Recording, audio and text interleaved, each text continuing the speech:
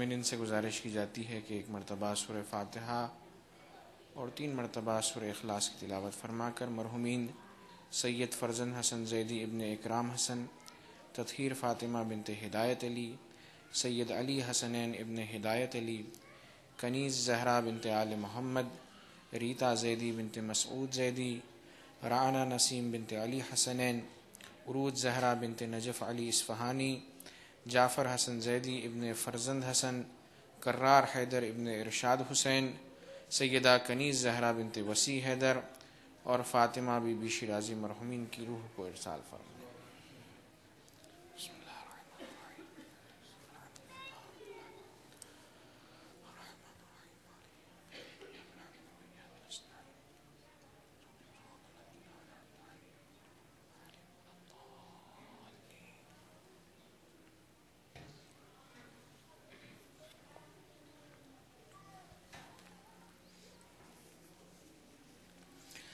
لا حول ولا قوة إلا بالله العلي العظيم بسم الله الرحمن الرحيم الحمد لله رب العالمين الحمد لله الذي يخلق ولم يخلق ويرزق ولا يرزق ويطعم ولا يطعم ويميت الأحياء ويحيي الموتى وهو حي لا يموت بيده الخير وهو على كل شيء قدير نعم المولى ونعم النصير حسبنا الله ونعم الوكيل ثم الصلاة والسلام والتحية والإكرام على سيدنا ونبينا وطبيب نفوسنا أبي القاسم المصطفى محمد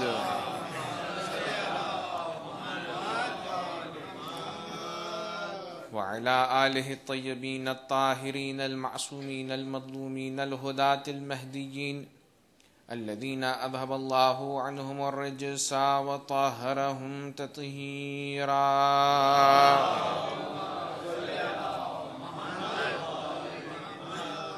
لا سيما على بقية الله في الأرض روحي وأرواح العالمين لتراب مقدمه الفداء أما بعد قال الله تبارك وتعالى في كتابه الأعلى بسم الله الرحمن الرحيم قل لا أسألكم عليه أجرا إلا المودة في القربى صلوات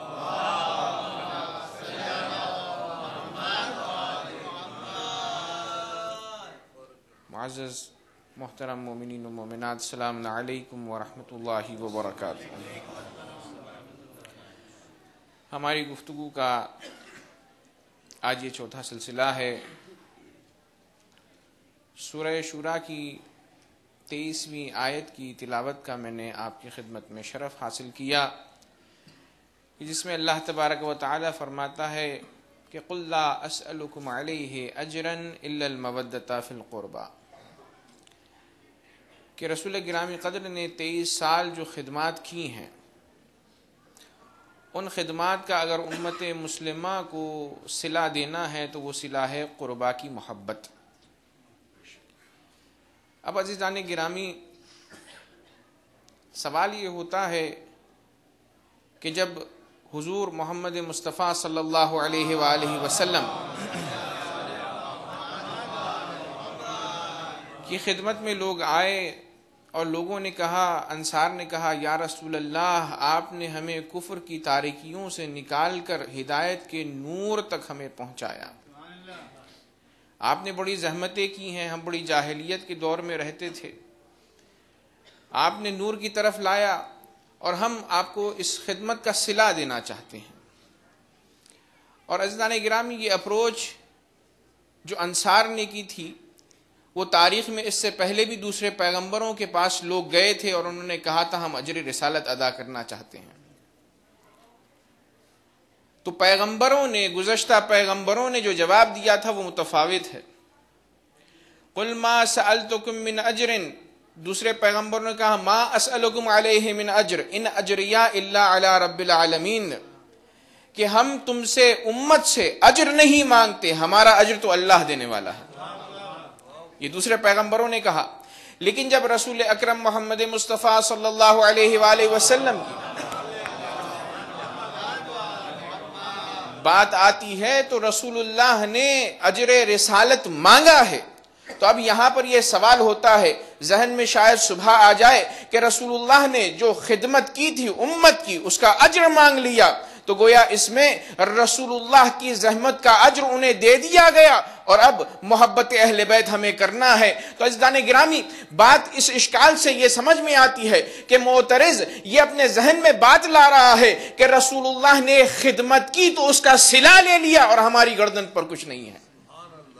لیکن عزیزان گرامی ایسا نہیں ہے، بلکہ اللہ تبارک و تعالی نے اس شبہ کو برطرف کرنے کے لیے قرآن مجید میں ایک اور آیت نازل فرمائی ہے کہ جس میں فرمایا قُلْ مَا سَأَلْتُكُم مِّنْ أَجْرٍ فَهُوَ لَكُمْ، یعنی جو اجر رسالت ہم نے تم سے مانگا ہے، یعنی محبت اہل بیت، اس کا فائدہ اللہ اور اس کے رسول کو نہیں بلکہ خود تمہیں کو پلٹتا ہے.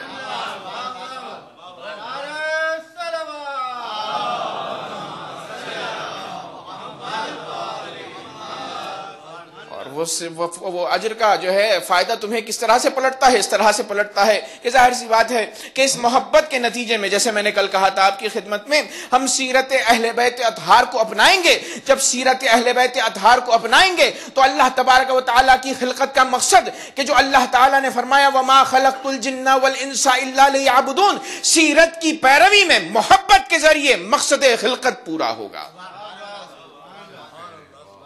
اسی لیے محبت کا فائدہ خود ہمیں ہی پلٹ کر ملتا ہے. کل عزیزان گرامی، اسی لیے سیرت مولا امیر المومنین علی ابن ابی طالب علیہ السلام میں سے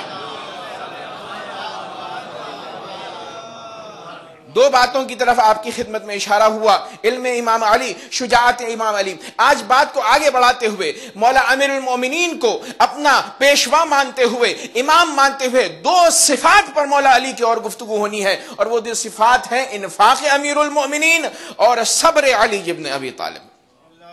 عزیزان گرامی، قرآن مجید میں ایک آیت ہے کہ جس میں اللہ تبارک و تعالیٰ فرماتا ہے، سورہ توبہ کی آیت نمبر 111 ہے کہ جس میں فرمایا ان اللہ اشترى من المؤمنین انفسهم واموالهم بان لهم الجنہ، کہ اللہ تبارک و تعالیٰ انسان سے اس کے جان کا اور اس کے مال کا خریدار ہے، اور اس خرید و فروخت کے بدلے میں اللہ انسان سے اس کی جان کو خریدتا ہے، اس کے مال کو خریدتا ہے، اور اس کے بدلے میں اسے جنت دیتا ہے. اب عزیزان گرامی، یہاں پر اس آیت میں انفاق کی جو گفتگو میں نے شروع کی ہے تو یہ آیت بڑی معتبر آیت ہے. اب عزیزو، یہاں پر مقدمتاً میں یہ عرض کرنا چاہتا ہوں کہ جب ہم کوئی چیز خریدتے ہیں یا کوئی چیز بیچتے ہیں تو خرید و فروخت میں 5 رکن ہوتے ہیں. پہلا رکن کیا ہے؟ خریدنے والا ہے. دوسرا رکن کیا ہے؟ جو شخص خرید رہا ہے. ایک تو بیچنے والا ہے اور ایک خریدار ہے. تیسری چیز کیا ہے؟ وہ چیز کے جو بیچی جا رہی ہے. چوتھا رکن کیا ہے؟ جو چیز بیچی جاتی ہے اس کے مقابلے میں کوئی پیسہ ہوتا ہے. اور 5واں رکن خرید و فروخت کا سند ہوتی ہے. اب عزیزان گرامی، اس آیت کے مطابق خریدار اللہ تبارک و تعالی ہے، بیچنے والا انسان ہے. جو چیز اللہ خرید رہا ہے وہ انسان کا قیمتی سرمایہ یعنی انسان کی جان اور اس کا مال ہے، اور اس کے بدلے میں کیا دے رہا ہے؟ جنت دے رہا ہے. اور سند کیا ہے؟ تو سند کے بارے میں فرمایا وعدن علیہ حقا فی التوراۃ والانجیل والقرآن. سند اس معاملے کی توریت اور انجیل اور قرآن مجید ہے. ایک صلوات پڑھیں بر محمد و آل محمد.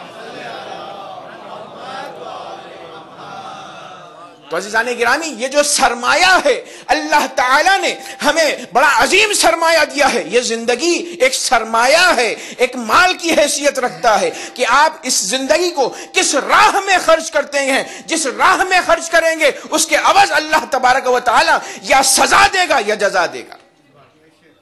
یہ جو ہم سرمایہ ہے، عظیم سرمایہ، تو اللہ کہہ رہا ہے اس عظیم سرمایہ کو تم اللہ کی راستے میں خرچ کرو، اپنی جان کو اور اپنے مال کو، اور اس کے بدلے اللہ تعالیٰ تمہیں کیا دے گا؟ جنت دے گا. اور عزیزو، یہ اللہ تعالیٰ کا لطف ہے انسان کے اوپر کہ وہ چیز کے جو اس نے خود ہمیں دی ہے وہ ہم سے خرید رہا ہے. کیوں؟ اس لیے کہ کیا کوئی شخص ہے یہاں بیٹھا ہوا جو یہ کہہ سکتا ہو کہ یہ جان میری جان ہے، یہ میرا مال میرا مال ہے؟ کوئی کہہ سکتا ہے؟ نہیں کہہ سکتا ہے. ہر چیز جو ہے حقیقی مالک اس جان کا اور سارے اموال کا اللہ تبارک و تعالی ہے. اسی لیے جب قیامت آئے گی تو قیامت کے وقت اللہ تبارک و تعالیٰ سب کے سب جب مر جائیں گے تو اس وقت پوچھے گا لمن الملک اليوم، اب مملکت بادشاہت کس کی ہے؟ تو اہل بیت اطہار فرمائیں گے للہ الواحد القہار، اب حکومت اللہ تبارک و تعالیٰ کی ہے اور اللہ ہر چیز کا مالک ہے۔ یہ کس وقت سمجھ میں آتا ہے؟ جب انسان اس دنیا سے جا رہا ہوتا ہے۔ پوری زندگی میں انسان کو اپنی آنکھ کے اوپر اختیار ہے، اپنے ہاتھ کے اوپر اختیار ہے، اپنے پیر پر اختیار ہے، اپنی زبان پر اختیار ہے، جو چاہے انسان کرتا ہے، چونکہ وہ یہ سمجھتا ہے کہ وہ مختار ہے، لیکن جب مرتا ہے تو وہاں پر اللہ کی قدرت واضح ہوتی ہے۔ اسی لیے معصوم نے فرمایا یا من فی الممات قدرتہ، اے اللہ کہ جس کی قدرت اور حقیقی بادشاہت انسان کی موت کے وقت اسے سمجھ میں آتی ہے کہ یہ اعضاء و جوارح کہ جو انسان کے ہاتھ میں تھے، انسان کے کنٹرول میں تھے، اب وہ کنٹرول اعضاء جوارح کے اوپر ختم ہوا جاتا ہے موت کے وقت۔ تو عزیزان گرامی، موت سے پہلے معاملہ اللہ تبارک و تعالیٰ سے اس جان کا، اس حیات کا اور اس مال کا کرتے جانا ہے، اور اس کا طریقہ ہمیں اہل بیت اطہار نے بتلایا۔ مال جو انفاق کیا ہے، دو شخصیتیں ہیں تاریخ میں عزیزو۔ پہلی شخصیت جناب خدیجۃ الکبریٰ ہے کہ جنہوں نے اسلام کے اوپر خرچ کرتے کرتے اسلام کی جڑوں کو مضبوط فرمایا، تو اللہ تبارک و تعالی نے انہیں اجر میں ایسی اولاد عطا کی، ایسے ائمہ عطا کیے کہ جو قسیم النار والجنہ ہے۔ اور عزیزان گرامی، علی ابن ابی طالب نے دوسری شخصیت علی ابن ابی طالب کی ہے کہ انہوں نے ہمیں بتلایا کہ اس مال کا جو انسان زندگی میں کماتا ہے اور اس جان کو کس طرح اللہ کی راہ میں خرچ کیا جائے۔ اور عزیزو، مال کا جو انفاق کیا ہے مولا امیر المومنین نے، قرآن مجید میں اکثر آیات انفاق کے تعلق سے جو ہیں وہ مولا علی کی شان میں نازل ہوئی ہیں۔ نعرہ حیدری،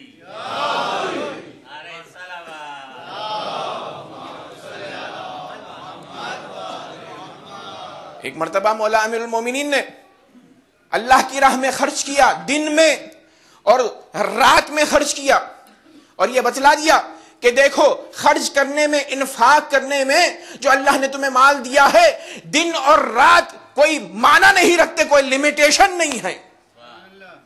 پھر اس کے بعد دکھلا کر جو ہے اللہ کی راہ میں خرچ کیا۔ کیوں؟ اس لیے تاکہ لوگ سیکھیں کہ اللہ کے راستے میں خرچ کرنا چاہیے، اور پھر اس کے بعد چھپا کر خرچ کیا علی ابن ابی طالب میں، تاکہ یہ بتلا دیں کہ جب اللہ کی راہ میں خرچ کیا جائے تو ریاکاری سے کام نہیں لیا جائے۔ تو اللہ تبارک و تعالیٰ کو یہ ادا علی کی پسند آئی، تو اللہ تبارک و تعالیٰ نے قرآن مجید میں آیت نازل کی الذین ينفقون اموالهم باللیل والنہار سرا وعلانیہ فلہم اجرہم عند ربہم ولا خوف علیہم ولا هم يحزنون۔ مومنین میں سے کچھ ایسے ہیں کہ جو اللہ کی راہ میں جب انفاق کرتے ہیں تو دن میں انفاق کرتے ہیں، رات میں انفاق کرتے ہیں، دکھلا کر کرتے ہیں اور چھپا کر انفاق کرتے ہیں۔ یہ ایسے لوگ ہیں کہ جن کا اجر اللہ کے نزدیک محفوظ ہے، اور انہیں اس خرچ کے ذریعے، اس انفاق کے ذریعے کوئی حزن نہیں ہوتا ہے۔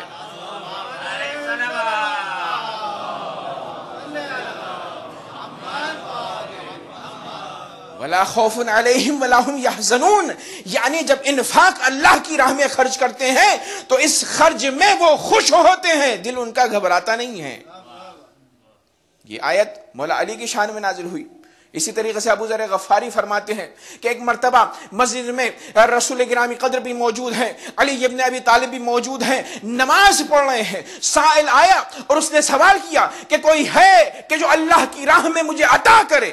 تو عزیزان گرامی کسی شخص نے نہیں دیا، کسی شخص نے آگے بڑھ کر اس کے سائل کے سوال کا جواب نہیں دیا۔ تو ایک مرتبہ وہ شخص، لکھنے والوں نے لکھا ہے کہ آسمان کی طرف دیکھتا ہے، اللہ کو مخاطب کرتا ہے اور یہ کہتا ہے اے معبود، میں اپنی حاجت کو برطرف کرنے کے لیے تیرے در پر آیا تھا، تیرے در سے خالی جا رہا ہوں۔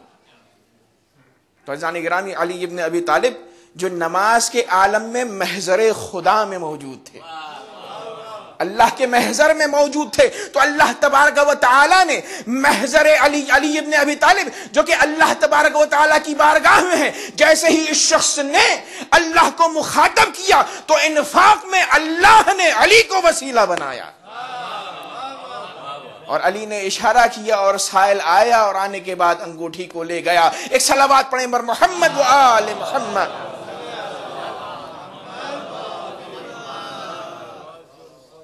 تو وہاں پر آیت نازل ہوئی انما ولیکم اللہ ورسولہ والذین آمنوا الذین یقیمون الصلاۃ ویؤتون الزکاۃ وہم راکعون. اللہ تمہارا ولی ہے، رسول تمہارا ولی ہے، اور وہ ولی ہے کہ جو نماز کے عالم میں، رکوع کے عالم میں زکوٰۃ دیتا ہے. اور سب نے کہا کہ یہ آیت علی کی شان میں نازل ہوئی. اور عزیزو، انفاق کا انداز اور طریقہ یہ ہے کہ اللہ کے راستے میں جب ہم خرچ کرتے ہیں تو اپنی سہولتوں کو مد نظر کر کے خرچ کرتے ہیں. توجہ کیجیے گا اس بات پر. ہم میں سے جتنے بھی لوگ ہیں دل پر سب اپنے اپنے ہاتھ رکھیں اور کہیں کہ جب آپ کو چیریٹی میں دینا ہوتا ہے، سینٹر میں دینا ہوتا ہے، تو انسان اپنی ضرورتوں کو پہلے دیکھتا ہے. اکثر یہی ہوتا ہے. پھر اس کے بعد جو بچ جاتا ہے، جو اضافہ ہو جاتا ہے، وہ اللہ کی راہ میں خرچہ کرتا ہے.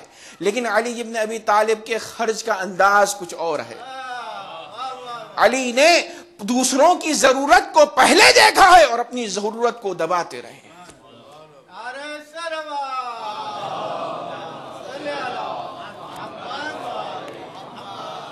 اسی لیے جب کھانے کے لیے گھر میں کچھ نہیں تھا تو مولا امیر المومنین گھر سے نکلے، باہر آتے ہیں، 1 دینار مولا نے قرض لیا، کچھ نان اور جو جمع کیا، اور اس کے بعد واپس لوٹ رہے تھے تو لکھنے والوں نے لکھا ہے کہ مقداد کو دیکھا کہ مقداد کا عالم یہ تھا کہ چہرے کا رنگ بدلا ہوا تھا مقداد کا، فقر کی وجہ سے، گرسنگی کی وجہ سے، بھوک کی وجہ سے. کہا مقداد کیا عالم ہے؟ کہا مولا میرے پاس کچھ کھانے کے لیے نہیں ہے. تو علی ابن ابی طالب نے کہا یہ لے جاؤ. کہا مولا آپ کی ضرورت، آپ کے پاس بھی تو 3 دن سے گھر میں کچھ نہیں ہے. تو مولا نے کہا کہ نہیں مقداد، تمہیں میری توجہ میرے بارے میں سوچنے کی ضرورت نہیں ہے. اور علی ابن ابی طالب نے ضرورت رکھتے ہوئے جب انفاق کیا تو پھر اللہ نے تیسری آیت نازل کر دی یؤثرون علی انفسہم ولو کان بہم خصاصہ. مومنین میں سے کچھ لوگ ایسے ہیں کہ جو ضرورت رکھتے ہوئے بھی اپنی ضرورت کو دبا کر لوگوں کی ضرورت کو پورا کرتے ہیں.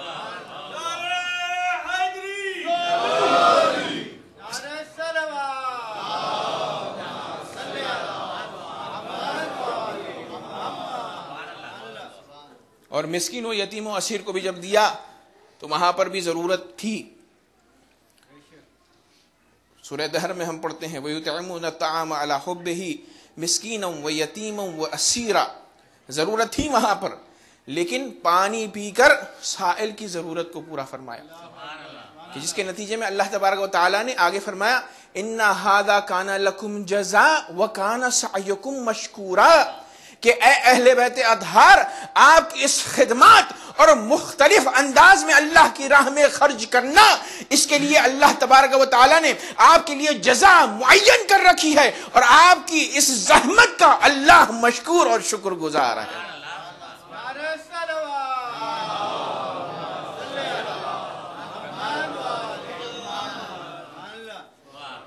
عزیزان گرامی، ایک مرتبہ مولا امیر المومنین حج پر گئے تھے. ایک شخص کو دیکھا کہ خانہ کعبہ کی دیوار کو پکڑ کر وہ اللہ تعالیٰ سے دعا مانگ رہا ہے. اور دعا بھی کیا ہے؟ مختلف دعائیں تھیں، اس کی معنوی تھی اور مادی بھی دعائیں تھیں. اس نے کہا یا اللہ مجھے 4000 درہم چاہیے. بڑی آواز سے دعا مانگ رہا تھا. ایک مرتبہ مولا امیر المومنین قریب گئے، مختلف روز اسے دیکھا تھا، الگ الگ دعائیں مانگ رہا تھا.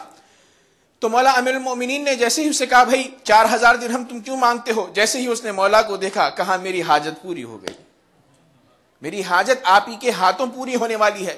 مولا امیر المومنین نے کہا اچھا یہ بتلا کہ تجھے 4000 درہم کیوں چاہیے؟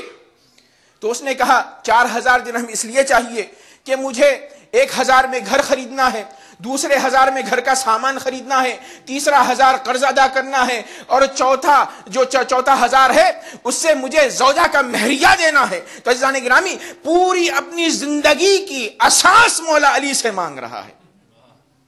اور یہ طریقہ ہے ہمیں بتلایا ہے کہ علی ابن ابی طالب سے اگر اس در سے ہر چیز کو مانگا جائے اور مانگنا چاہیے تو اللہ تبارک و تعالی قبول فرماتا ہے. یہ درس ہے. وہ خانہ کعبہ کی دیوار کو پکڑ کر اللہ تعالیٰ سے مانگ رہا تھا نا، لیکن جیسے ہی علی کو دیکھا تو چونکہ وسیلہ اللہ تعالیٰ نے خود قرار دیا ہے تو مولا سے مانگنے لگا. کہا کہ اللہ نے میری حاجت کو آپ کے ذریعے پورا فرمایا ہے. تو مولا علی نے کہا کہ میں حج پر آیا ہوں، ظاہری طور پر میرے پاس پیسہ نہیں ہے، مدینے آنا پیسہ لے کر جانا. وہ 1 ہفتے کے بعد مدینے آتا ہے. مدینے جیسے ہی آیا تو امام کو پتا چلا تو امام نے اپنے صحابی سلمان فارسی سے کہا کہ اے سلمان فارسی جاؤ اور جانے کے بعد میرا جو باغ مدینے میں ہے اسے 12,000 درہم میں بیچ دینا. جناب سلمان فارسی گئے, باغ کو بیچا. اب جب واپس پیسہ لے کر آئے ہیں تو امام نے 4,000 درہم اس شخص کو دیے. اور پھر اس کے بعد یہاں مولا کی کرامت دیکھیے. امام نے کہا کہ مکے میں تجھے پیسے نہیں دیے تھے, مدینے میں پیسے دے رہا ہوں, ظاہر ہے آنے جانے کا خرچہ ہوا ہوگا, اسی لیے یہ 40 درہم تیرا کرایہ بھی لے کر جا, کہ کل ایسا نہ ہو کہ علی نے بلایا اور بلا کر دیا, یہ منت رکھی میرے اوپر, اسی لیے مولا امیر المومنین نے کرایہ بھی اسے دے دیا. اب جب یہ شخص چلا پیسہ لے کر تو اس نے بتلایا لوگوں کو, فقراء کو, کہ مولا امیر المومنین پیسہ بانٹ رہے ہیں. سارے مدینے کے فقراء جمع ہو گئے اور ایک مرتبہ علی ابن ابی طالب کے پاس آتے ہیں. لکھنے والوں نے لکھا ہے کہ علی ابن ابی طالب مشت ہر ایک کو پیسہ دیے جا رہے ہیں, سب کو پیسہ دے دیا. جب پیسہ ختم ہوا گھر پر آتے ہیں, عالم کیا ہے؟ فاطمۃ الزہرا سے پوچھا بی بی گھر میں کچھ ہے؟ تو بی بی نے کہا 3 دن سے مولا کھانے کو کچھ نہیں ہے. اللہ اکبر. مولا امیر المومنین کو پتا تھا ہم ہوتے تو اپنے گھر کے لیے باغ کو بیچنے کے بعد بچا لیتے پیسہ, لیکن امیر المومنین نے خرچہ کیا. بی بی سے پوچھا کچھ پیسہ ہے؟ تو بی بی نے کہا گھر میں کچھ کھانے کے لیے نہیں ہے, نہ پیسہ موجود ہے. تو رسول گرامی قدر آئے, ایک مرتبہ لخت جگر جناب فاطمۃ الزہرا کو دیکھا کہ آنکھوں میں حلقے پڑے ہوئے ہیں, تو کہا بیٹی کی کیا حالت ہے؟ کہا بابا 3 دن سے کچھ نہیں کھایا. کہا 7 درہم لے لو, علی سے کہنا کچھ اساس مہیا کریں, کھانے کی چیزیں مہیا کریں. 7 درہم دیے, مولا امیر المومنین کے حوالے کیے. جناب فاطمۃ الزہرا نے مولا علی امام حسن کو لے کر باہر آتے ہیں. عزیزان گرامی پھر سائل نے سوال کیا ہے کوئی کہ جو اللہ کی راہ میں خرچ کرے؟ تو عزیزان گرامی مولا امیر المومنین نے وہ 7 درہم بھی اسے دے دیے. اب کچھ نہیں ہے. یہ وہ موقع ہے کہ جہاں پر ایک شخص سے رونما ہوا, اس نے کہا اے علی یہ میرا اونٹ ہے, میں تمہیں بیچنا چاہتا ہوں, کیا تم خریدو گے؟ علی ابن ابی طالب نے کہا کہ ابھی فی الحال میرے پاس پیسہ نہیں ہے. تو عزیزان گرامی اس شخص نے کہا اے علی آپ قرضے پر لے لیجئے گا. علی ابن ابی طالب نے 100 درہم قرضے کے اوپر وہ اونٹ خریدا. اب آگے بڑھتے ہیں تو لکھنے والوں نے لکھا کہ دوسرا شخص ملتا ہے, اس نے کہا اے علی میں اس اونٹ کو آپ سے خریدنا چاہتا ہوں. مولا نے کہا سبب کیا ہے, کس لیے خریدنا چاہتا ہے؟ تو اس نے کہا کہ اس اونٹ کو میں لوں گا اور اللہ کی راہ میں جہاد کروں گا, رسول اللہ کی مدد کروں گا. تو امام نے کہا کیونکہ تیری نیت خیر ہے اسی لیے مفت میں لے جا.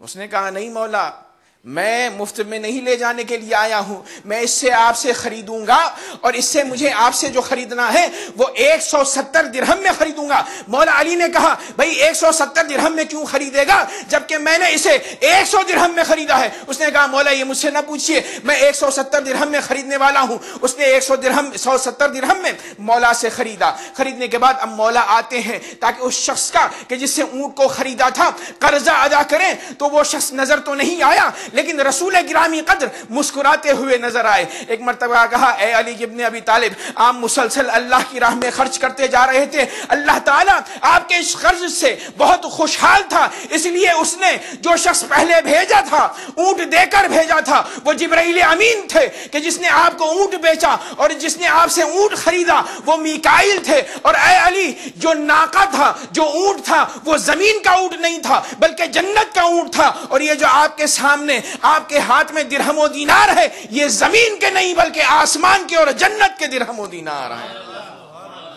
ایک صلوات پڑھیں پر محمد و آل محمد.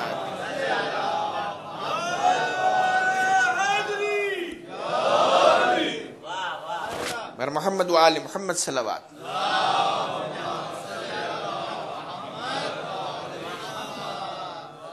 عزیزان گرامی رسول گرامی قدر نے کہا کہ اے علی آپ نے مسلسل اللہ کی راہ میں خرچہ کیا ہے تو یہ اپریشیشن ہے اللہ کی طرف سے, یہ قدردانی ہے اللہ تبارک و تعالیٰ کی طرف سے کہ اللہ نے یہ جو پیسہ دیا ہے یہ درہم و دینار جنت کے ہیں اور اسے آپ خرچ کریں. تو اسے کہتے ہیں ایثار, یؤثرون علی انفسہم ولو کان بہم خصاصہ. اور عزیزو مولا علی نے دنیا کے بارے میں کہا الدنیا غری غری انی طلقت کے ثلاثہ.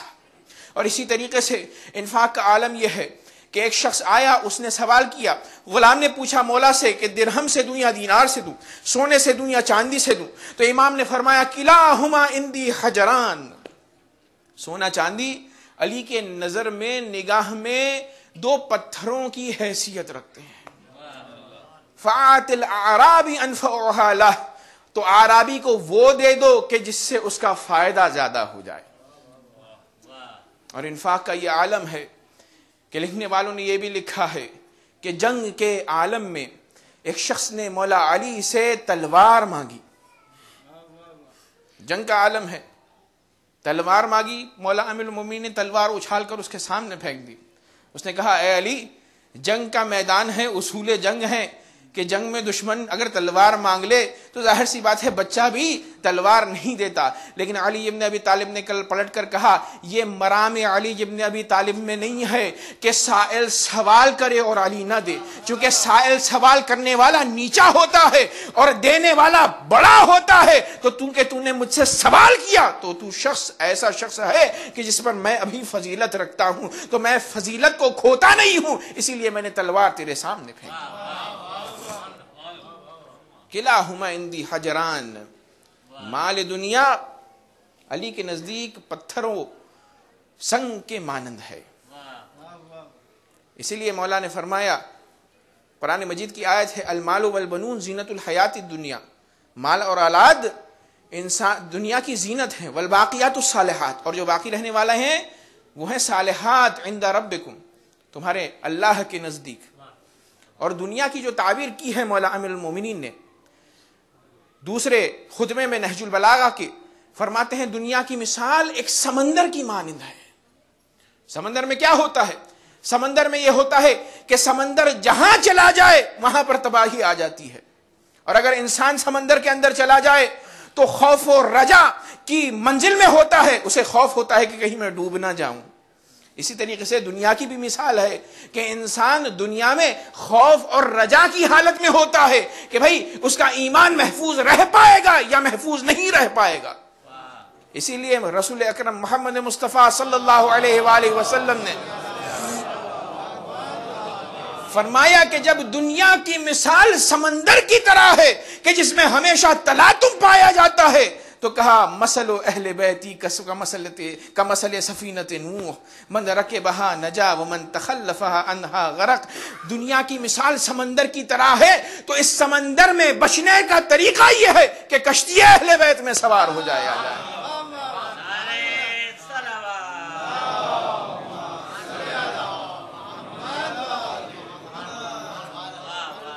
اور جو کشتی اہل بیت میں سوار ہو گیا, من رکب سفینتہم نجا ومن تخلف عنہم, اور جو ان کی مخالفت کرے گا ہلک و غرق, تو وہ ہلاک ہو جائے گا اور اس تلاطم والے سمندر میں غرق ہو جائے گا. تو اس دنیا میں اہل بیت اطہار کے دامن کو تھامے رہنا ہے. جان مال کا ایک طریقہ انفاق بتلا دیا, اور جان کا جیسے کہ میں نے کل آپ کی خدمت میں عرض کیا تھا, ہر مرحلے میں علی ابن ابی طالب ہر جنگ میں اپنی جان کا معاملہ اللہ تبارک و تعالیٰ سے کر رہے تھے.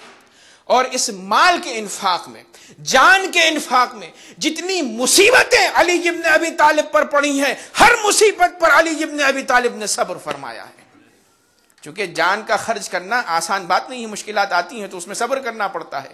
مال کے خرچ کرنے میں ظاہر سی بات ہے مشکلات آتی ہیں, تو مشکلات کے مقابلے میں تأمل جہاں پر ہوتا ہے, بردباری جہاں پر ہوتی ہے, اس کا نام صبر ہے. اور صبر بھی کیسا کیا علی ابن ابی طالب نے عزیزو, مختلف چیزوں کے اوپر صبر کیا. جو بڑی بڑی عظیم چیزیں ہیں جس پر مولا نے صبر کیا وہ ہے رسول گرامی قدر کے بعد خلافت کا چھینا جانا, فدق کا چھینا جانا, فاطمہ الزہرا سلام اللہ علیہا کا جوانی کے عالم میں اس دنیا سے گزر جانا. اور جان گرامی ہر مصیبت پر علی ابن ابی طالب نے صبر کیا. کیوں؟ اس لیے کہ رسول اللہ نے صبر کا حکم دیا تھا. انس ابن مالک کہتے ہیں کہ ایک مرتبہ میں نے رسول گرامی قدر کو دیکھا کہ مدینے کے باہر تشریف فرما ہے اور علی اور رسول اللہ ایک دوسرے کے ساتھ چہل قدمی کر رہے ہیں. ایک مرتبہ رسول اللہ نے جیسے ہی علی کو دیکھا گریا کرنے لگے. علی نے سبب پوچھا یا رسول اللہ گریے کا کیا سبب ہے؟ تو ایک مرتبہ پلٹ کر کہا کہ اے علی یہ جو میرے ساتھ تمہیں اصحاب نما افراد نظر آتے ہیں یہ آپ کے لیے اپنے دل میں کینہ رکھتے ہیں, بغض رکھتے ہیں, عداوت رکھتے ہیں کہ جو میری موت کے بعد میری شہادت کے بعد ظاہر کریں گے. تو اس وقت رسول اللہ سے مولا علی نے پوچھا بتائیے اس وقت میرا وظیفہ اور ذمہ داری کیا ہوگی؟ تو کہا اے علی صرف اور صرف صبر کا دامن تھامے رہنا, صبر کرنا. عزیزان گرامی, علی ابن ابی طالب نے جہاں پر رسول اللہ نے فرمایا اے علی جا کر لڑو, تو وہاں پر امام نے تلوار چلا کر دین اسلام کو پھیلایا. لیکن جہاں پر کہا اے علی تلوار کو نیام میں رکھ لو, چاہے کتنے ہی مصائب پڑ جائیں صبر کرنا ہے, تو اسلام کو بچانے کے لیے علی نے صبر بھی کیا.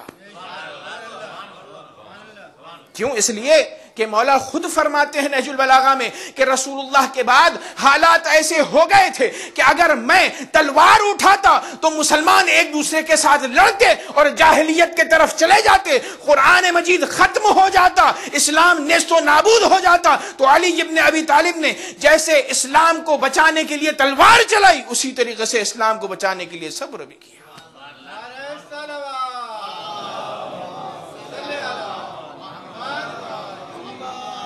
اور صبر کی عظیم منزل پر فائز تھے. صبر کے 3 رتبے ہیں, 3 مقامات ہیں صبر کے. پہلا مقام کون سا مقام ہے؟ مقام توبہ ہے. صبر میں سب سے پہلا مقام توبہ ہے. جب مصیبت آئی مقام توبہ میں کیا ہوتا ہے؟ جب مصیبت پڑتی ہے انسان کے اوپر تو وہ شکوہ کسی سے نہیں کرتا ہے, نہ اللہ سے کرتا ہے نہ مخلوق سے کرتا ہے. اس صبر کے معیار کو کہتے ہیں مقام توبہ. دوسرا مقام ہے کہ جو اس سے ہائر ہے, سیکنڈ سٹیج پر ہے, وہ ہے مقام زہد. صبر میں مقام زہد میں کیا ہے؟ مقام زہد میں یہ ہے کہ انسان شکایت بھی نہیں کرتا ہے, اور اللہ تبارک و تعالیٰ کی طرف سے اگر کوئی مصیبت پڑ جائے تو اس مصیبت کے اوپر راضی رہتا ہے. توجہ فرمائیے گا, راضی ہوتا ہے. اسے کہتے ہیں مقام زہد. اور تیسرا مرحلہ ہوتا ہے کہ جو مقام رضا ہے. مقام رضا کون سا مقام ہے؟ وہ مقام ہے کہ جہاں پر انسان شکوہ بھی نہیں کرتا, راضی بھی ہوتا ہے, اور جو مصیبت اس پر پڑتی ہے وہ یہ نہیں کہتا کہ یہ مصیبت ہے, بلکہ مصیبت کو اچھا سمجھتا ہے چونکہ اللہ کی طرف سے. اسی لیے اس کو مقام رضا کہا جاتا ہے, اور علی ابن ابی طالب مقام رضا پر فائز تھے. اسی لیے 25 سال صبر کیا, کوئی گلا شکوہ نہیں کیا. اور گلا شکوہ جو کیا ہے, جو عام طور سے خطبہ پڑھتے ہیں کہ صبر تو وفی العین قضا وفی الحلق شجا, وہ خطبہ شخشقیہ سے نکلا ہے. کس وقت فرمایا, کس وقت گلا کیا؟ کہ جب برسر اقتدار آئے تو ایک مرتبہ کسی نے پوچھا اے علی اتنی تاخیر کیوں ہو گئی خلافت کو حاصل کرنے میں؟ تو امام نے کہا کہ میں نے صبر کیا تھا چونکہ رسول اللہ نے وصیت کی, خلیفہ اول نے خلافت کو چھینا اس عالم میں کہ وہ یہ جانتا تھا کہ میری مثال حکومت اسلامی میں اس چکی کے محور کی طرح ہے کہ جس کے بغیر چکی نہیں چل سکتی. وہ یہ جانتا تھا کہ ہر علم کا سر چشمہ علی ابن ابی طالب ہے. وہ پہلا شخص یہ بھی جانتا تھا کہ علی کے فکر کی پرواز اس قدر بلند ہے کہ علی کی فکر کو کوئی چھو نہیں سکتا.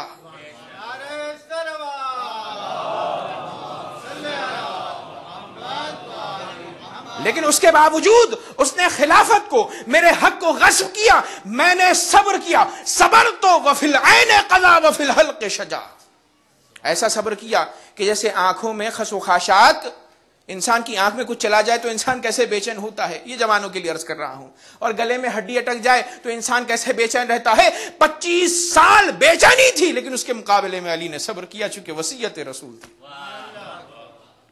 اس کے بعد فرمایا ایسا صبر کیا میں نے کہ جو جوانوں کو بوڑھا کر دے اور مومنین کو موت تک رنج کے اور علم کے عالم میں لے کر چلا جائے. ایسا صبر کیا. پھر اس کے بعد پہلا چلا گیا, دوسرا شخص آیا, وہ بھی میری فضیلت کو جانتا تھا, لیکن اس نے بھی طویل مدت تک حکومت کی، ایسی طویل مدت کہ جو رنج و علم کا زمانہ تھا. پھر اس کے بعد کہا مولا امیر المومنین نے کہ جب وہ چلا گیا تو اس نے ایک شورا کو بنایا اور یہ سمجھا کہ علی ابن ابی طالب بھی شورا میں سے ایک فرد ہے، جبکہ علی ابن ابی طالب اللہ کی پناہ مانگتا ہے ایسی شورا سے، اللہ کی پناہ مانگتا ہے. اور عزیزان گرامی جب شورا معین کی گئی تھی، مولا امیر المومنین تشریف لے گئے تھے. کل کو یہ نہ ہو کہ اگر علی نہ جاتے تو لوگ یہ کہہ دیں کہ بھائی علی کو بھی وہاں پر رکھا تھا، علی نہیں گئے تو خود سے نہیں آئے تو خلافت ہم نے انہیں نہیں دی. حجت تمام کرنے کے لیے علی ابن ابی طالب گئے اور وہاں پر علی نے جو خطبات دیے ہیں وہاں پر بھی حجت تمام کی. خاموش نہیں رہے ہیں. فرمایا کہتے ہیں کہ کیا تم نہیں جانتے میری فضیلت کے بارے میں کہ رسول گرامی قدر میرے ابن عم ہیں، چچا زاد بھائی ہیں؟ کیا تم نہیں جانتے کہ فاطمۃ الزہرا میری زوجہ ہیں؟ کیا تم نہیں جانتے کہ حسنین میرے فرزند ہیں؟ امام نے فرمایا کیا تم یہ نہیں جانتے کہ جناب حمزہ میرے چچا، جعفر طیار میرے بھائی ہیں؟ کیا تم یہ نہیں جانتے کہ رسول گرامی قدر جب اس دنیا سے گئے تھے تو میرے زانو کے اوپر رسول خدا کا سر تھا؟ کیا تم نہیں جانتے کہ رسول اللہ نے ساری علم کی میراث مجھے عطا کی ہے؟ کیا تم یہ نہیں جانتے کہ اللہ تبارک و تعالی نے آئے مودت کو، آئے مباہلہ کو، آئے نجوہ کو، آئے قربہ کو، ہر آیت کو کہ جو آئے تطہیر کی طرح بھی ہے، وہ ساری آیتیں میری شان میں نازل فرمائی ہیں. اور بعض آیتیں تو قرآن مجید کی جیسے آئے نجوہ ہے، مولا نے فرمایا اللہ تعالیٰ سے، اللہ تعالیٰ کے حبیب سے جب لوگ گفتگو کرنا چاہتے تھے پرائیویٹ میں تو اللہ تعالیٰ نے ٹیکس رکھا، کہا پیسہ دو. اس کے بعد تم رسول اللہ سے گفتگو کرو گے تو کسی نے پیسہ نہیں دیا. مال وہاں پر سب کو عزیز تھا، لیکن علی ابن ابی طالب نے آئے نجوہ پر ایک مرتبہ نہیں 16 مرتبہ عمل کیا. اور یہ قرآن مجید کی وہ آیت ہے صرف اور صرف علی ابن ابی طالب نے اس آیت پر عمل کیا، کسی اور نے نہیں کیا. تو کہا کیا میں ان افراد میں سے نہیں ہوں کہ جس کے بارے میں اللہ تعالیٰ نے فرمایا کہ مسجد النبوی کے دروازے کو، ہر صحابی کے گھر کے دروازے کو کہ جو مسجد کی طرف کھلتا تھا سب کے دروازوں کو بند کیا جائے سوائے علی ابن ابی طالب کے. لیکن عزیزان گرامی یہ ساری فضیلتیں بیان ہوئیں، اس کے بعد کہا بتلاؤ ایسی فضیلتوں والا کون ہے تم میں کہ جو اس کے بعد خلیفہ بنے، خلیفہ ہونے کا دعوے دار ہو جائے. تو عزیزان گرامی ساری فضیلتوں کو قبول کیا، کسی نے نہیں لکھا کہ علی یہ فضیلت جو آپ فرما رہے ہیں یہ غلط ہے. ہر فضیلت کو قبول کیا، لیکن اس کے باوجود بھی علی سے خلافت کو چھینا اور خلیفہ سوم کے حوالے کیا. تو مولا امیر المومنین نے یہاں پر بھی صبر کیا. کیوں؟ تاکہ اسلام کی جڑیں مضبوط ہو جائیں. تو عزیزان گرامی کہنے دیجئے جہاں پر علی مومن کے امیر ہیں، جہاں پر علی ابن ابی طالب امام المتقین ہے، متقین کے امام ہے، وہیں پر علی ابن ابی طالب امام الصابرین بھی ہیں، صبر کرنے والوں کے امام ہیں. ایک صلوات پڑھیں بر محمد و آل محمد.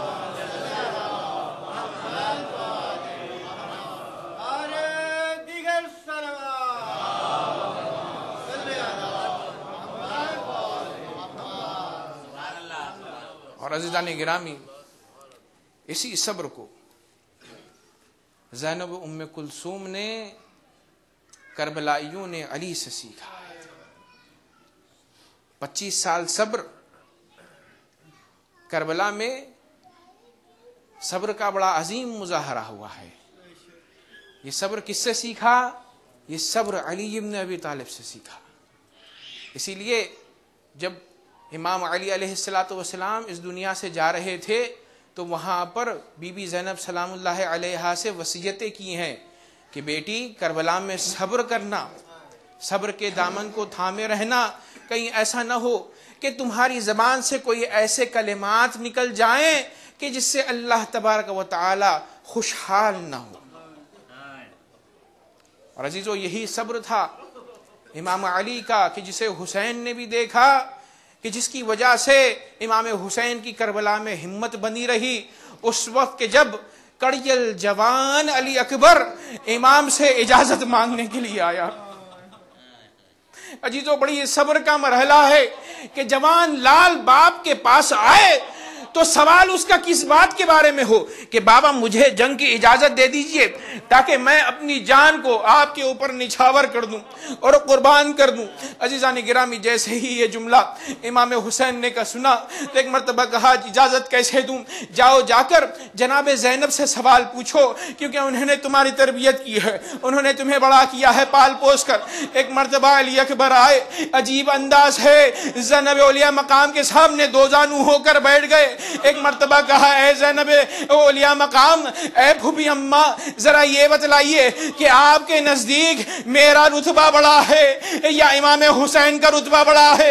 ایک مرتبہ زینب نے کہا کہ بیٹا یہ کیسا عظیم سوال ہے، کیسا عجیب سوال ہے؟ تو کہا نہیں بی بی ذرا بتلائیے گا کہ میرا رتبہ بڑا ہے یہ بابا حسین کا رتبہ بڑا ہے۔ ایک مرتبہ زینب نے کہا کہ معلوم ہے کہ حسین کا رتبہ بڑا ہے۔ تو ایک مرتبہ کہا کہ مجھے جنگ کی اجازت دے دیجئے تاکہ کل کو فاطمہ الزہرا آپ سے یہ سوال نہ کرے کہ اے زینب جب میرا بچہ شہید ہونے جا رہا تھا تو تم نے علی اکبر کو امام کی مدد اور نصرت کرنے کے لیے کیوں نہیں دیا؟ اجرکم اللہ۔ عزیزو اجازت ملی، لیلا سے اجازت لی، ایک مرتبہ امام حسین کے پاس آتے ہیں، کہتے ہیں بابا مجھے اجازت مل گئی ہے۔ عزیزو راوی لکھتا ہے کہ جیسے ہی علی اکبر خیمے سے نکلنا چاہتے تھے، کبھی سکینہ آگے بڑھتی تھی، کبھی رباب آگے بڑھتی تھی، کبھی ام فروا آگے بڑھتی تھی، کبھی فاطمہ آگے بڑھتی تھی، کبھی رقیہ آگے بڑھتی تھی، یہاں تک کہ لکھا ہے کہ خیمے کا پردہ 18 مرتبہ اٹھا اور 18 مرتبہ زمین پر گرا۔ عزیزو بڑی عظیم خدا حافظی کے بعد ایک مرتبہ علی اکبر امام حسین کے پاس آئے، کہا مولا میں بیویوں سے فارغ ہو گیا۔ ایک مرتبہ تعجب سے حسین نے سر سے پیر تک اپنے جوان لال کو دیکھا اور کہا جاؤ بیٹا خدا حافظ۔ عزیزان گرامی مجھے پتا نہیں کیسے رخصت کیا ہوگا، لیکن ارباب مقتل نے لکھا ہے کہ جیسے ہی اجازت ملی اور علی اکبر جانے لگے تو ایک مرتبہ امام نے اپنے دونوں ہاتھوں کو آسمان کی طرف بلند کیا اور اللہ کو مخاطب کیا اور فرماتے ہیں اللہم کن انت الشہید علیہم وقد برز الیہم غلام اشبہ الناس خلقا وخلقا ومنطقا برسولک۔ اے اللہ گواہ رہنا اب تیری جانب وہ جوان بھیج رہا ہوں کہ جو صورت میں اور سیرت میں اور گفتار میں نانا رسول اللہ سے سب سے زیادہ شبیہ تھا۔ یا اللہ جب بھی میں رسول اللہ کی زیارت کرنا چاہتا تو میں اس کڑیل جوان کو دیکھ لیتا۔ اجرکم اللہ۔ عزیزان گرامی اجازت ملی، علی اکبر چلے، امام کی دعا ختم ہوئی، لیکن اس دعا کے بعد امام سے رہا نہیں گیا۔ ایک مرتبہ امام پیچھے پیچھے جانے لگے۔ عزیز و ارباب مقتل لکھتے ہیں کہ امام کبھی گرتے ہیں کبھی اٹھتے ہیں۔ ایک مرتبہ جب امام کے گرنے کی آواز علی اکبر نے سنی تو دور سے گھوڑے کو پلٹایا۔ ایک مرتبہ مولا کے پاس آتے ہیں اور ہاتھ جوڑ کر کہتے ہیں بابا پیچھے پیچھے کیوں آ رہے ہیں؟ ارے آپ نے تو اجازت دے دی، یہ جملہ سننا تھا۔ حسین نے جگر کو تھاما، کہا اے علی اکبر تیری شادی نہیں ہوئی ہے، اے کاش تیرے جیسا تیرا بیٹا علی اکبر کوئی ہوتا تو مجھ سے تو یہ سوال نہ کرتا۔ اجرکم اللہ۔ ایک مرتبہ کہا علی اکبر جاؤ خدا حافظ۔ ادھر لیلا بے تابی کر رہی ہیں۔ امام نے لیلا سے کہا اے لیلا اکبر تو چلے گئے، لیکن اگر تم یہ چاہتے ہو پھر سے ملاقات کرو تو اللہ سے دعا کرو، کیونکہ ماں کی دعا ضرور قبول ہوتی ہے۔ عزیزو ادھر سجادے پہ لیلا آئی، اللہ سے دعا کر رہی ہیں اے میرے معبود میرے کڑیل جوان کو پھر سے ایک مرتبہ تو واپس بھیج دے۔ عزیزو لکھنے والوں نے لکھا ہے کہ علی اکبر گئے، بڑا عظیم حملہ کیا، 120 دشمنان اسلام کو واصل جہنم کیا۔ ادھر لیلا کی دعا قبول ہوئی، واپس پلٹ کر امام کے پاس آئے اور ایک عجیب پیشکش کی، ایک عجیب درخواست کی، کہا یا ابا العطش قتلنی وثقل الحدید اجہدنی۔ اے بابا مجھے پیاس مارے ڈال رہی ہے اور یہ جو لوہا میرے بدن پر ہے یہ جل رہا ہے، میرے بدن کو جلا رہا ہے، کیا تھوڑا پانی مل سکتا ہے؟ عزیزان گرامی جیسے ہی امام نے سوال آپ کو سنا تو عزیزو باپ سے اولاد کچھ مانگے اور باپ مہیا نہ کر سکے وہ بھی عام چیز پانی کے جیسی تو باپ پر کیا گزرے گی. ایک مرتبہ کہا, دو روایتیں ہیں, ایک میں لکھا ہے کہ امام نے اپنی انگوٹھی علی اکبر کے دہانے میں رکھی, دوسری روایت میں ہے یہ کہا کہ علی اکبر اپنی زبان کو میری زبان میں رکھ دو. عزیزو جیسے ہی زبان کو زبان میں رکھا علی اکبر نے زبان کو فوراً کھینچ لیا اور کہا اے بابا آپ تو مجھ سے زیادہ پیاسے ہیں. عزیزان گرامی ایک مرتبہ کہا بیٹا جاؤ خدا حافظ. نانا رسول اللہ شہادت کے بعد حوض کوثر سے سیراب کریں گے. عزیزو حیدر کرار کا پوتا ہے, آگے بڑھا حملہ کیا لیکن عزیزو کہاں تک لڑتے, ایک لائن کمین گاہ میں چھپا ہوا تھا. علی اکبر تیزی سے گھوڑا دوڑا رہے تھے, بڑی تیز رفتار تھی. ایک مرتبہ وہ شخص علی اکبر کے سامنے نمودار ہوا, نیزے سے علی اکبر کی طرف نیزے کو پھینکا. اب جو عزیزو نیزہ علی اکبر کے سینے پر لگا تو علی اکبر پشت فرس پر سنبھل نہ سکے, زمین کربلا پر آئے. بابا کو آواز دے کر یہ نہیں کہا بابا مدد کے لیے آئیے, کہا بابا آپ نے بڑی زحمتیں اٹھائی تھی, دور سے میرا سلام قبول کر لیجیے. جیسے ہی علی اکبر کی آواز کو سنا امام نے کہا انا للہ و انا الیہ راجعون. علی اکبر تمہاری موت کی وجہ سے ابو حسین کو کچھ دکھائی نہیں دیتا, آواز دو تاکہ آواز کے سہارے حسین تم تک پہنچ سکے. عزیزان گرامی جیسے ہی حسین آواز کے سہارے علی اکبر کے پاس پہنچے تو کیا دیکھا, زینب اولیاء مقام علی اکبر کے پاس موجود ہیں. کہا اے زینب واپس چلی جاؤ, ابھی حسین زندہ ہے. عزیزو آئے اور آنے کے بعد دو زانو ہو کر بیٹھا. علی اکبر کے ہاتھ سینے کے اوپر تھے. مولا نے پوچھا اے علی اکبر کراتے ہو, کیا وجہ ہے؟ علی اکبر یہ نہیں چاہتے تھے کہ بابا اس سینے کی برچھی کو علی اکبر کے سینے پر دیکھے, کیونکہ باپ کے لیے بڑا تکلیف دہ ہوتا ہے. چھپائے رکھا تھا میں سمجھتا ہوں. عزیزان گرامی جیسے ہی امام نے پوچھا تو علی اکبر نے ہاتھ کو ہٹایا. اب وہ منظر دیکھا کہ نیزے کی انی کو نکالا جائے تو کیسے نکالے. ایک مرتبہ نجف اشرف کا رخ کیا, کہا اے حیدر کرار درے خیبر اکھاڑنا آسان ہے لیکن اپنے بچے کے سینے سے برچی کا بھل نکالنا آسان نہیں ہے. ایک مرتبہ دو زانو ہو کر بیٹھے, برچی کے بھل کے اوپر ہاتھ رکھا, یا علی مدد کہہ کر اب جو برچی کا بھل نکلا علی اکبر کی روح پرواز کر گئی. یہ وہ موقع تھا کہ جہاں پر امام حسین کے بدن میں جان نہیں تھی, علی اکبر کا لاشا اٹھانا چاہتے ہیں لیکن لاشا نہیں اٹھتا, زمین پہ رکھ دیا. پھر سے اٹھانا چاہتے ہیں, لاشا نہیں اٹھتا, زمین پر رکھ دیا. ایک مرتبہ اٹھے, خیمے کی طرف رک کیا, کہا اے جوانان بنی ہاشم آؤ علی اکبر کا لاشا اٹھا کر خیمے کی طرف لے جاؤ.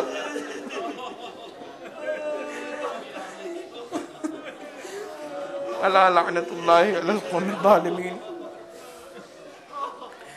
سیعلم الذین ظلموا آل محمد ای منقلب ینقلبون.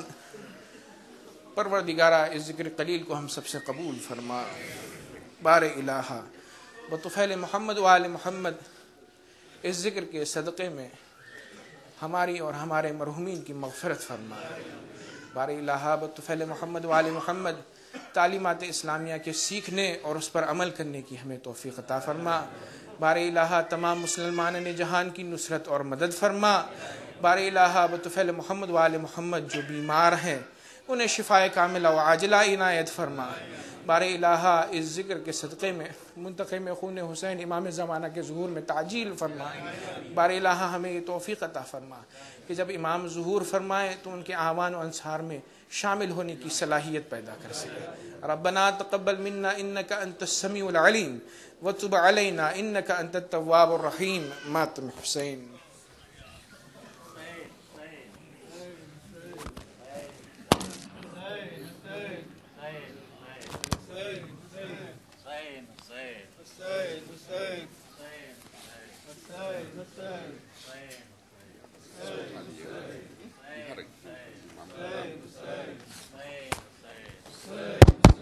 حسین حسین حسین حسین حسین حسین حسین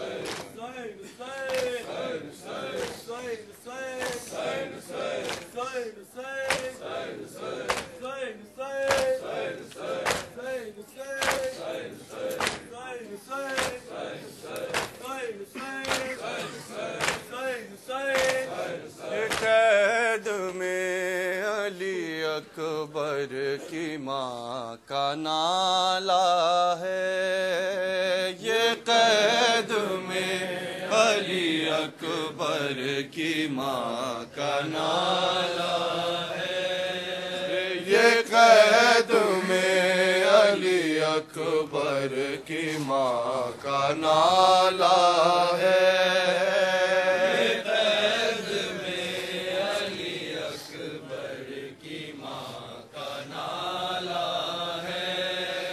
نہیں وہ چاند جو گھر کا میرے اجالا ہے، نہیں وہ چاند جو گھر کا میرے اجالا ہے، میرے جوان کو نیزوں سے مار ڈالا ہے،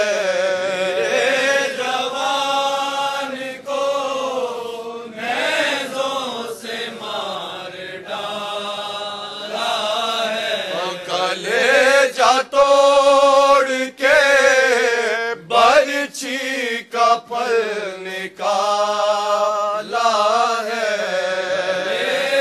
توڑ کے برچھی کا پھل نکالا ہے، غضب ہے لاش کو گھوڑوں سے روند ڈالا ہے،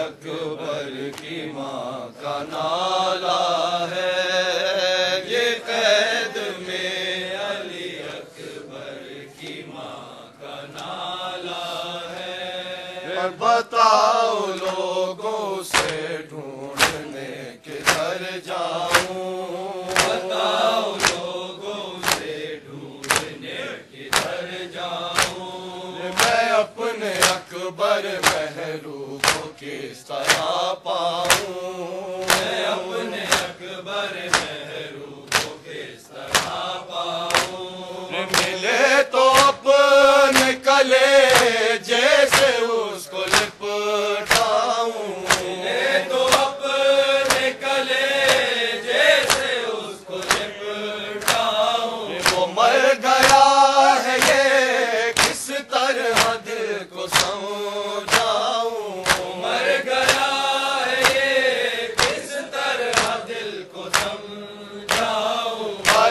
کہاں میرا 18 سال والا ہے، یہ قید میں علی اکبر کی ماں کا نالہ ہے، یہ قید میں علی اکبر کی ماں کا نالہ ہے، بتاؤ صبر کرے کس طرح دل مادر، بتاؤ صبر کرے کس طرح دل مادر، شبیہ احمد مختار تھے تمہیں دلبر، شبیہ احمد مختار تھے تمہیں دلبر، تمہارے غم میرے دل پہ چلتے ہیں خنجر، تمہارے غم میرے دل پہ چلتے ہیں خنجر، تمہارے بعد جہاں سے گئے علی اصغر، تمہارے بعد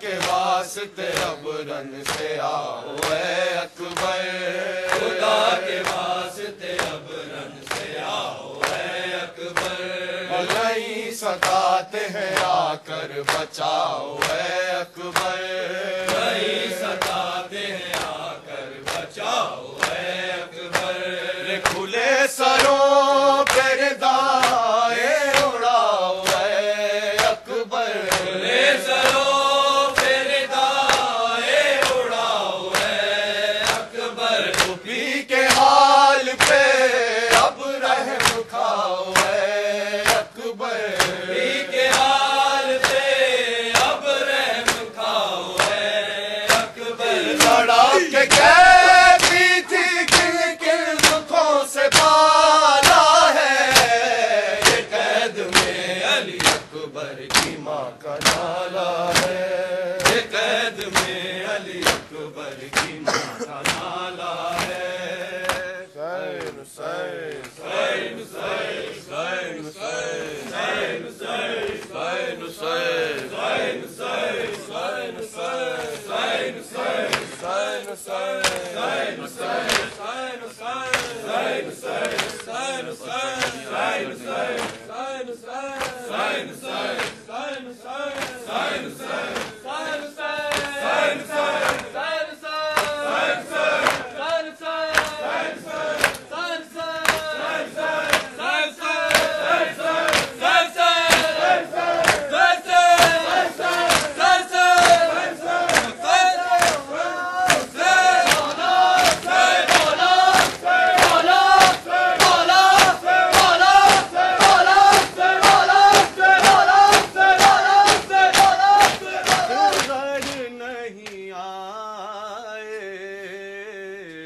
اکبر نہیں آئے اصغر نہیں آئے اکبر نہیں آئے اصغر نہیں آئے اکبر نہیں آئے اصغر نہیں آئے اکبر نہیں آئے اصغر نہیں آئے رے دن بیت گیا اب رات ہوئی دل بر نہیں آئے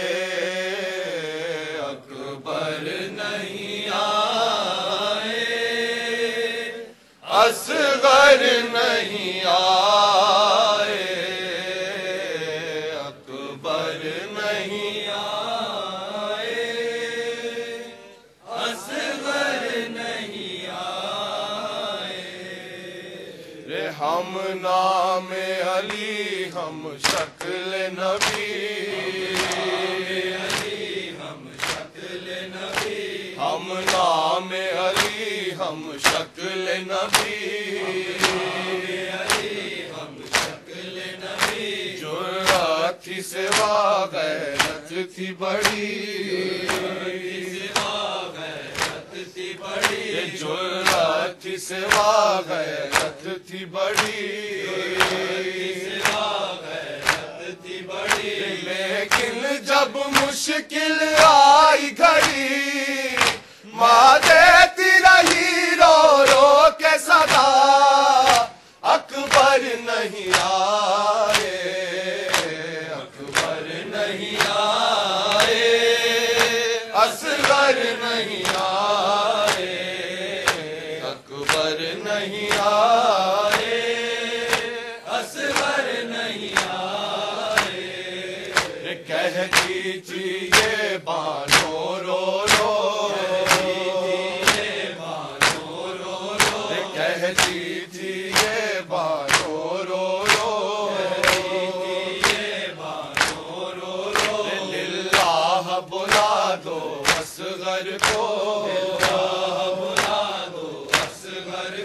للہ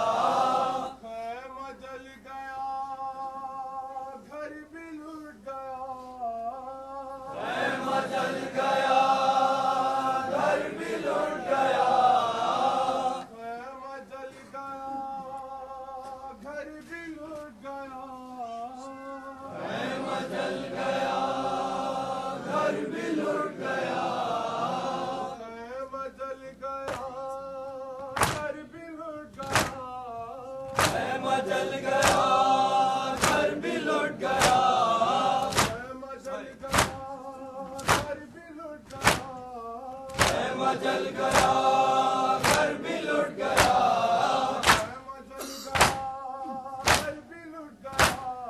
خیمہ جل گیا گھر بھی لٹ گیا